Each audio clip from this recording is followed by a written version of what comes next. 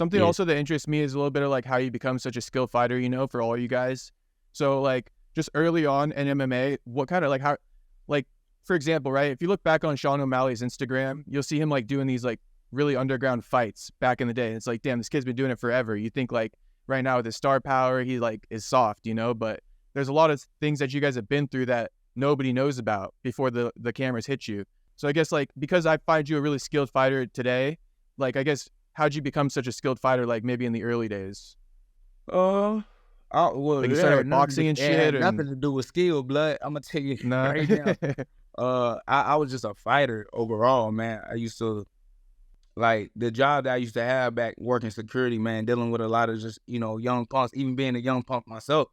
I will always end up in these situations where, we squabbling, you know what I'm saying? We banging, outside, but I never had the fear to actually, duke it up with somebody. And I really feel like that's one thing that puts me a little different than other guys, because mentally a lot of guys do have still that fear or anxiety of getting in there, even at the highest level.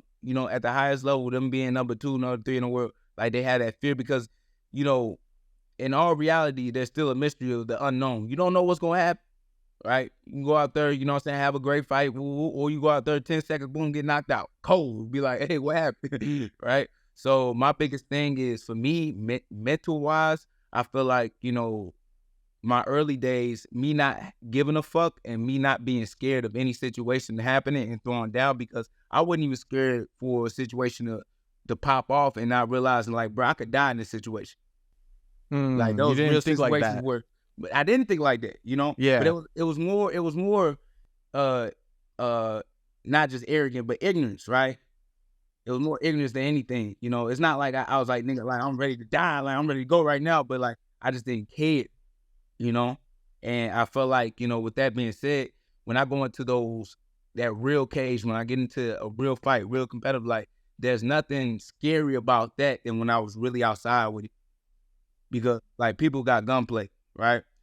People, what I'm saying, shot me, killed me for the little shit that I was doing outside. So I feel like with that being said, it's just like there's no real threat in that cage for me, if that makes sense. That's interesting. Yeah, so you think that what makes you such a skilled fighter in a way is partially like that street experience in a way, but like the lack of fear?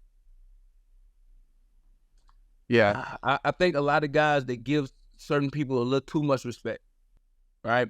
Not saying you can't respect them or you shouldn't respect them, because that's how you get respect too, right?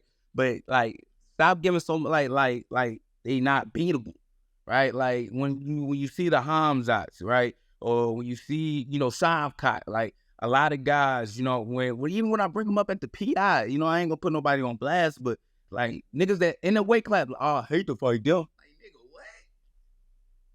But you a fighter though. Like, what you mean? Like, those are the dudes I want to call out. Because if they the boogeyman, then what the fuck that make me when I kill them? Right? So, like, that's my biggest thing. Like, you can't have any fear of fighting anybody in this game, bro. But a lot of guys do. Some it work for, a scary motherfucker knock your ass out too. But, I feel like for me, bro, my mentality is a little different from everybody else's in the game. Yeah, I mean, even correct me if I'm wrong, but I feel like maybe that's what got you in trouble early on, because in other words, what you're almost saying is like, with your experience, it's like, how do you put it? You're almost not afraid to like go in there and be yourself, right? Like, Right, and take chances. Because sometimes, like you're saying, when you respect someone too much, you don't really be yourself, and like you'll basically go to your full capabilities against anyone. It doesn't matter their skill set. Yeah, it seems like that's what you're saying too. No, that's what I'm saying. I mean, well, I can give examples, even with the L, right? I can give an example. Yeah. Like Chris Curtis showed me, like, okay, you got to be patient with a lot of shit, right? Because I didn't respect Chris Curtis at the time when I fought. I just thought his abilities didn't match up to mine. I thought my boxing was way better, all this other stuff, And sometimes your ego can get you killed, right? And that's what happened. In that fight where he was just waiting. And that's what I actually stole from Chris Curtis. When you got power, you can be patient, right? See your openings, waiting, and then you expose. Ilya. Right? Boom, exactly. So with that being said, shout out to Chris Curtis. Like, he really taught me in that fight, like, bro, you can be patient in these games, right? And like I said, it's not that overall I just don't respect him, but my biggest thing is that I don't overly just give anybody like the power that, that they better than me. I'm always gonna think I'm the better fighter at all given times. I'm always gonna believe that I didn't put in the most work because I have put in the most work, but you still got to go out there and fight strategically, fight smart, and just, keep yourself safe. Let's say it that way. Yeah, and even just to take it into a training aspect, that's why I kind of mentioned that might have got you in trouble, because you know how sometimes like you won't do your best against like your professor in like jiu-jitsu or something like that, or like that's probably why like James Krause was irritated and shit, because like you're not gonna go easy on him in his gym. Like if you could kind of beat his ass in sparring, you kind of will, right? Like, but I don't know, it's part of it. Like how can you give him that fake look, just because you're in his gym? To be honest with you, a lot of guys in a lot of gyms, they don't like sparring. They don't like the real element of sparring. Like you gotta have, like, and that's where like the real fighter in you is. Fight. Yeah, what'd you say?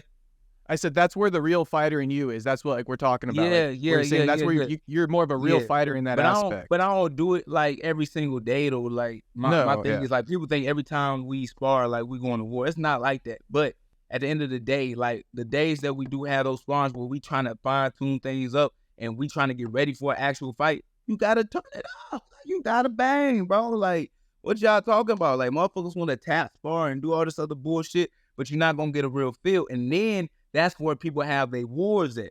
They had their wars in the cage. I'd rather have my wars on sparring days. I'm sorry. Like, I'd rather whoop somebody's ass in the cage, you know what I'm saying, and competitively and get paid easy money than fucking go to fucking 15-minute war back and forth with them like my man Robert Whitaker and Paulo Costa. Hey, it was fun to watch, though. Yeah, that was a good one. Good, though, man. Fuck them type of wars, man. You rather get the wars out of the way in the gym and make it an easy fight, you're saying? Yep. Yeah.